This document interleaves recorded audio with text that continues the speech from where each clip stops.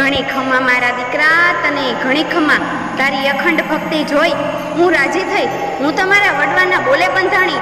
દીકરા, હું તારા ભેળે જ છું. હું મોહમાયા મોમાઈ તારા ભેળે જ છું. દીકરા, જ્યારે જ્યારે તમારા ઉપર સંકટ પડે ત્યારે ત્યારે મને મોમાઈને યાદ કરજો. હું મોમાઈ આવીને ઊભી રહીશ. દીકરા, મારા ભાખેલા કોઈ દિવસ ભોંય ન પડે.